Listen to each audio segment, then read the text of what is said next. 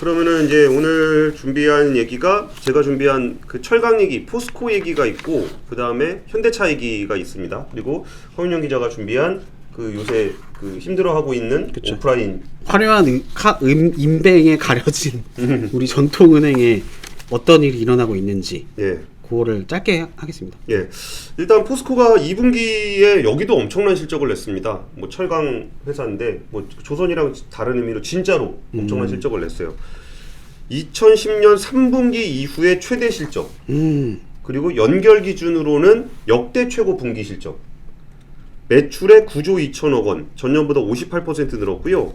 이익은 1조 6천억 원, 106% 늘었습니다. 카뱅 뭐 이익 얼마네요? 1,600원. 그러니까 이게 일단 그 시황을 좀 설명을 드리면은 철강 석탄 가격이 상승을 했고요. 그리고 생산량은 좀 그러니까 생산량이 좀 줄었어요. 이게 공장 가동이 이제 공장을 수리한다 그래가지고 좀 이게 쉬었거든요. 네.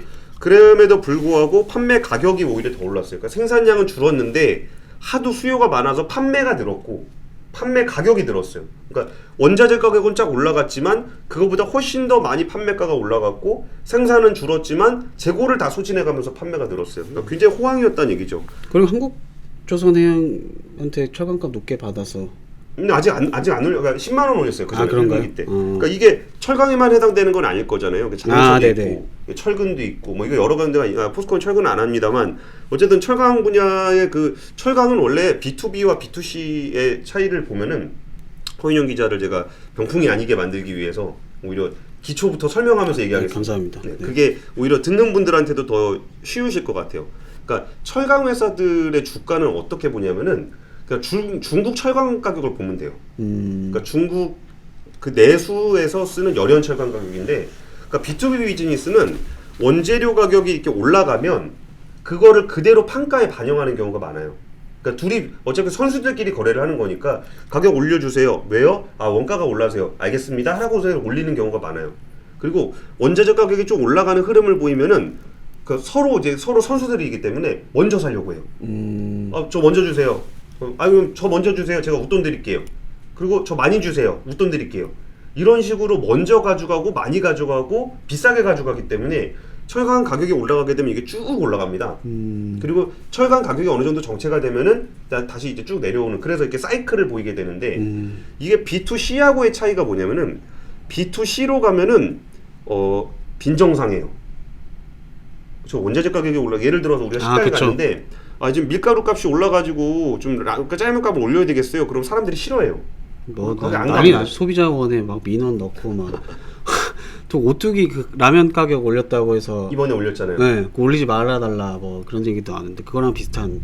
그러니까 거의 빌죠. 저희가 지금 몇 년 동안 밀가루 가격이 올랐는데 이거를 못 올렸습니다. 그래서 비는데 그거를 불쌍하게 생각하면 안 돼요. 왜 불쌍하게 생각하면 안 되냐면은 B2C의 특성은 판매가를 한번 올리고 나면 안 내려요. 뭔 얘기인지 알겠죠? 그러니까 선수들끼리 거래할 때는 원자재 가격이 올라가면은 그거를 같이 판가에 반영을 했다가 원자재 가격이 내려가면은 다시 그것도 판가 같이 내려가요.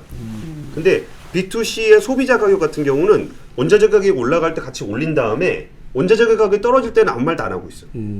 그러니까 원자재 가격이 올라가는 시점에는 손해를 보다가 판가를 올리면서 어느 정도 똔똔을 맞추고 원자재 가격이 떨어질 때 대박이 나는 게 B2C예요. 근데 지금 이게 포스코가 지금 주가가 왜 그렇게 쫙 올랐었냐면 그동안 주가가 이렇게 철강 가격이 쫙 올라가면서 그거를 다 반영을 했는데 이게 중국 철강 가격이 제일 중요하다 그랬잖아요. 이게 전 세계에서 가장 많은 철강을 생산하고 가장 많은 철강을 수출을 해요. 그러니까 중국 내수 가격이 거의 글로벌 가격이라고 보면 되는데 한 5월 달 정도를 중간으로 해서 그 중국 철강 가격이 좀 내렸어요. 조정을 받았어. 근데 이게 그것 때문에 포스코 주가도 이게 41만 원까지 쭉 올라왔다가 내려와서 지금 한 4만 원 이렇게 내려와 있는 상황이에요. 그러니까 포스코 2분기 실적은 굉장히 좋지만 철강 가격이 내려갔기 때문에 3분기부터 좀 안 좋지 않겠냐라는, 그러니까 피크아웃이 됐다라는 고민들을 하기 때문에 주가가 안 가는 거예요. 근데 여기에 대해서 지금 뭐라고 좀 설명을 하고 있냐면은 그 지금 가격이 중국 철강 가격이 내려간 건 사실인데 이게 수요와 공급에 의해서 중국 철강 가격이 내려온 게 아니고 이게 중국 정부가 강제로 철강 가격을 낮췄다. 그러니까 그 강제로 낮췄다는 게 어떤 거냐면은 중국 회사들이 철강을 밖으로 수출을 해야 되는데 네. 그거를 수출을 할 때 예전에 부가세 환급을 해줬어요. 근데 그거를 못하게 안 주기로 한 거야. 그러니까 수출 가격이 올라가는 거죠. 그 너네 나가려면 비싸게 내보내. 그래서 내수로 돌리고 싶었던 거예요. 그러니까 중국 내부에도 철강이 부족하고 탄소 배출을 줄이기 위해서 철강 생산이 줄어들다 보니까 이 사람들, 그러니까 중국 내에 있는 기업들이 철강 가격이 너무 비싸요. 그랬더니 중국 정부가 수출을 못하게 하려고 수출에다가 페널티를 부과를 한 거예요. 그러니까 중국 내부에서는 철강 가격이 낮은데 이게 수요가 부족해서가 아니라 공급을 통제했기 때문이다. 그리고 하반기로 갔을 때는 지금은 열연만 하고 있는데 냉연이나 도금 강판에 대해서도 이런 규제를 적용할 것으로 보인다. 그 얘기는 중국제가 밖으로 안 나온다는 거죠. 여기다가 소문으로는 아예 수출세를 부과하겠다는 얘기가 있다. 그러니까 중국 철강제가 밖으로 안 나온다라고 생각하면은 그 외의 지역에서는 철강 가격이 더 올라갈 수 있다는 거예요. 그리고 중국 철강 가격이 옛날에 수출을 많이 했으니까 전 세계의 표준이 됐는데 중국만 내수만 이렇게 딱 눌러놨다고 한다면은 이 중국에 있는 철강 가격과 해외에 있는 철강 가격이 디커플링이 될 수 있다는 거예요. 이 얘기를 지금 포스코에서 하고 있는 거고. 이게 철강이 근데 이게 캐는 건가요? 뭐 스타크래프트에서 미네랄처럼?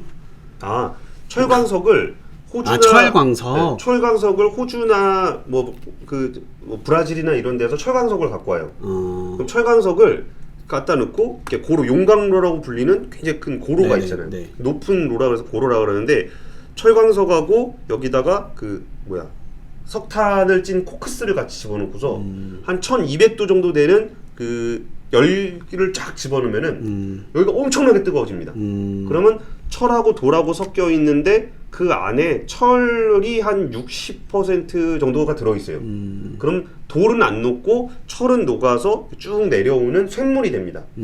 그러니까 철광에서 제일 중요한 거는 철광석 가격과 석탄 가격이 되게 중요해요. 근데 석탄 가격이 이제 하반기로 가면 조금 더 올라갈 거다라는 얘기가 그래 있어요. 탄소 저감이랑 철강 가격이 연관이 중국의 탄소 저감. 그러니까 중국이 탄소를 줄여야 되니까 네. 철강을 못 만들게 한 거예요. 그러니까 공급이 딸려서 가격이 이렇게 올라가는데 가격이 올라가니까 우리 너무 힘들어요라고 얘기하니까 정부가 야 그럼 너네 수출하지 말고 내수로 돌려. 그래서 강제로 철강 가격을 좀 낮췄다는 거죠. 중국 내부에서. 그러면 철강 가격과 이제 석탄 가격도 되게 중요한데 석탄 가격은 상반기에 조금 안 좋은 게 있었어요. 그러니까 조금 눌린 게 있어요. 석탄 가격이. 왜 눌렸냐면은 중국하고 호주하고 여기서 엄청 싸워요. 그래요? 잘 모르시는구나. 이게 중국에서 뭐라 그랬냐면은 그러니까 중국은 다 싸우는 것 같아서. 요새 거의 호주뿐만 아니라 그 파이브 아이즈라고 있어요. 미국하고 같이 정보를 교류하는 국가. 그러니까 국정원 같은 애들이 서로 정보를 같이 보는 애들이 있어요. 중국하고 영국하고 호주하고 이렇게 있거든요. 이게 파이브 아이즈라고 그러는데 그러니까 5개의 눈이 전 세계를 지켜본다 약간 이런 의미예요. 그런데 호주가 막 거기서 막 덤비니까 뭐 중국 너 코로나 너네 때문에 된 거니까 너네 조사해야 되고 뭐 이런 얘기 중국이 안 듣고 싶어 하는 거 뭐 대만은 뭐 그러면 안 되고 뭐 이런 얘기 하니까 중국에서 깔끔하게 얘기해 줬습니다. 너네 자꾸 까불면 눈가를 파버리겠다. 이게 외교석상에서 공식적으로 한 얘기예요. 그래요? 예. 그래갖고 거의 야 그러면 나 니네 그 포도주 안 먹을 거야 뭐 이런 것부터 해가지고 호주산 포도주가 수출 되게 많이 하거든요. 그래서 호주산 철강에 대한 석탄에 대한 의존도를 낮추려다 보니까 철강을 좀 이렇게 호주 석탄이 이렇게 들어가긴 들어가는데 좀 남는 거죠. 갈 곳을 잃어서 이 부분에 대해서 석탄 가격이 좀 내려온 게 있는데 그게 이제 리밸런싱이 끝났다는 거예요. 호주가 충분히 이제 팔 곳들을 좀 찾았고 그러면 석탄 가격은 상반기보다 하반기에 분명히 올라갈 거다. 그리고 호주가 약간 좀 감산을 하는 게 있고 뭐 이런 부분들이 좀 있는 것 같다. 그래서 3분기에는 석탄 가격은 좀 오를 것 같다. 그러니까 이 얘기가 포스코 주가가 왜 안 오르냐, 이렇게 사상 최대 실적을 냈는데 왜 안 오르냐, 이 얘기가 철강 가격이 올라가야 되는데 그게 중국의 영향으로 안 올라가고 있고 원재료인 석탄 가격은 상분기에 더 올라갈 것 같고 그러니까 이제 포스코의 실적이 잘 안 좋을 것 같다라는 전망이 있는 거예요. 거기에 대해서 오늘 포스코가 설명을 했던 부분이 아까 전에 이게 지금 중국하고 디커플링이 일어나는 것 같다. 그리고 철강석 가격, 그러니까 석탄 가격은 상반기보다 좀 높아질 거는 맞는데 엄청나게 올라간다라기보다 정상화되는 과정으로 좀 봐야 될 거다.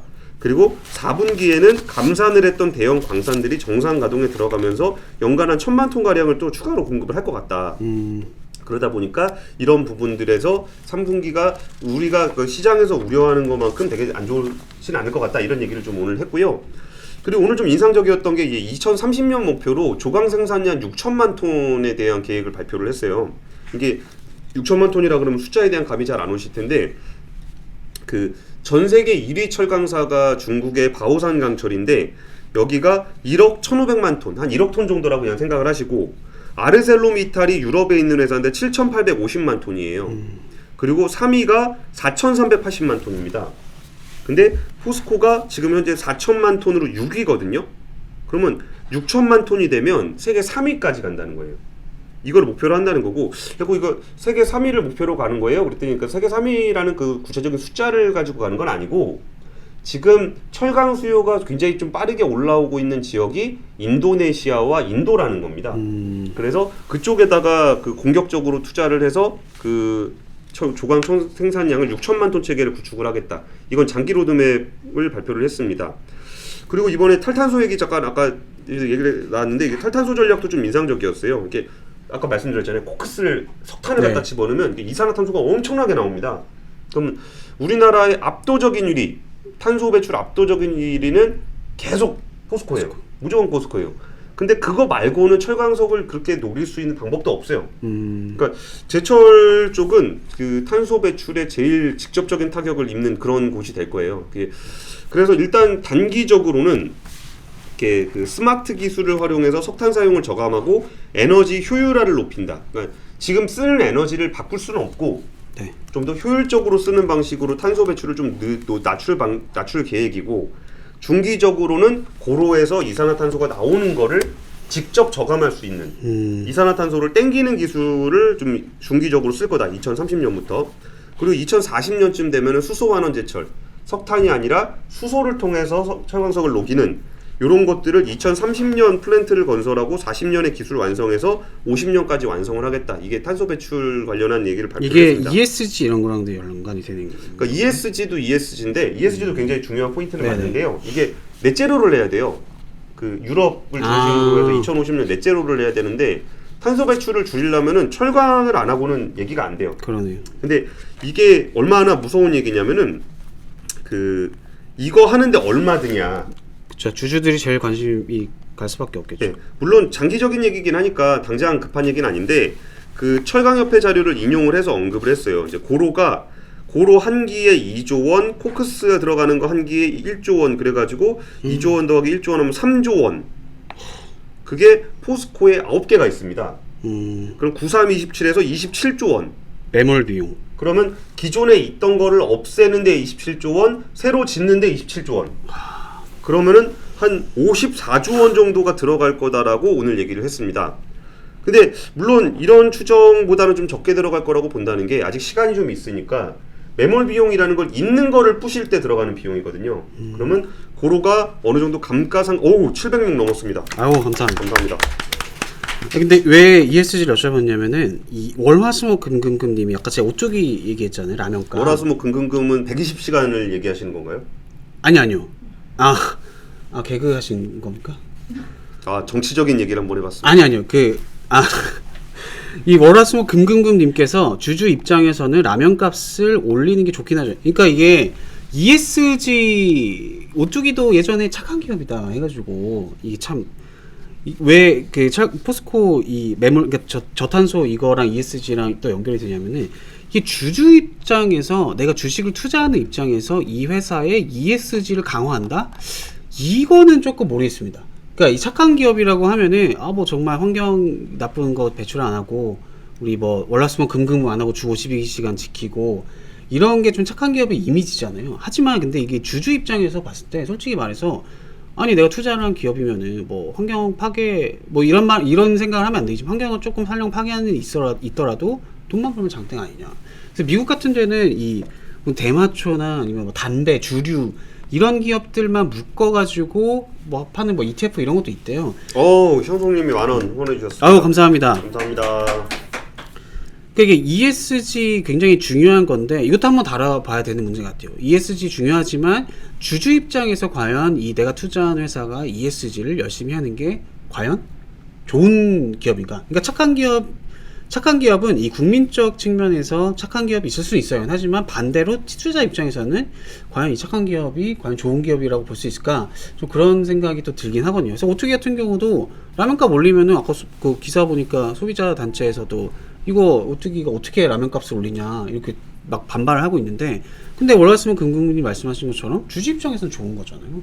라면값을 올리면은 당연히 실적 개선은 이루어질 거고. 근데 라면값 올리는 게 사회적으로 해악을 끼치는 거예요. 뭐 그렇죠. 그렇긴 한데 이게 ESG를 평가할 때 뭐 정말 사회 뭐 환경 뭐 지배구조 환경 이게 딱 있지만, 근데 이 컨트로버셜 이슈라고 해가지고 이 기업을 둘러싼 다양한 이슈들을 다 ESG를 측정하는 데 활용이 되거든요. 예. 라면값이 인상됐다고 해서 소비자원에 반발을 하고 이런 게 어떻게 보면은 이 라면값 인상한 게 ESG랑 직접적인 관련은 없지만, 근데 이 소비자원으로부터 뭔가 법률적 리스크가 생겼다 이러면 ESG 영향이 있을 수가 있는 거거든요. 그러면서 이제 어물쩡 농심이 이제 뒤에서 눈치를 보고 있습니다. 이렇게 오뚜기가 잘 넘어가면은 네. 우리도 슬쩍 올려야 되겠다라고 하면서 이렇게 좀 보고 있는데. 다음번에 한번 발칙한 경제에서 권수진 선배가 ESG 한번 또 짚어보는 시간. 네, 근데 ESG를 이렇게 탄소 배출하면서 돈 많이 벌리는 게 더 좋지 않냐 뭐 그런 얘기 하시는 분들도 있긴 있는데. 이상적인 얘기죠. 아니 그러니까 탄소 배출을 하면 이제 국경조정세 같은 걸 맞아가지고 할 수가 없게 돼요. 그러니까 중장기적으로 이거를 탄소 배출을 하는, 그러니까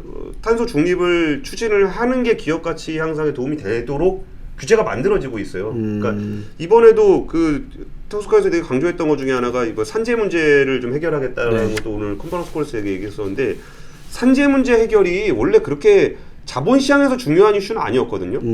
근데 지금 굉장히 중요해졌어요. 맞아요. 그리고 그거 하나 발생하면 그 공장 다 서 있어야 맞아요. 되고 가동 못하게 되고, 가동 못하면 실적도 안 좋아지고, 이런 게 그 ESG라는 것을 그냥 착한 기업의 이미지로 보시는 거랑은 좀 달라질 그쵸. 것 같긴 해요.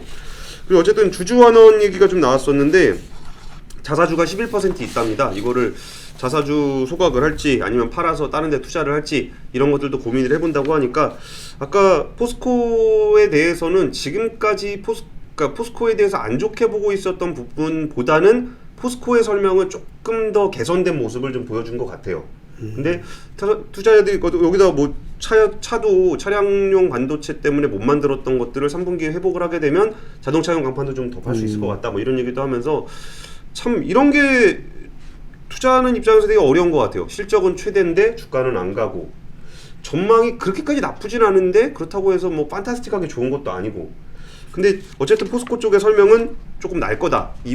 당신들이 우려하는 것보다는 조금 그 나은 것으로 자신들은 판단하고 있다라는 가이던스를 얘기해 줬습니다. 저는 포스코가 또 친근한 기업이라, 제가 또 포항제철 그 앞바다에서 고향이 또 포항이라. 그 울산 출신 분들이 좀 엘리트가 많죠. 전 포항입니다. 포항 울산. 그 포항 울산 거기가 지금 먹이시는 거 아니. 엘리트가 많은데 자네는 왜? 울산도 그렇고 포스코도 그렇고 좀 사는 집이었나 보네요. 그냥 뭐 부족하진 않지. 아. 이렇게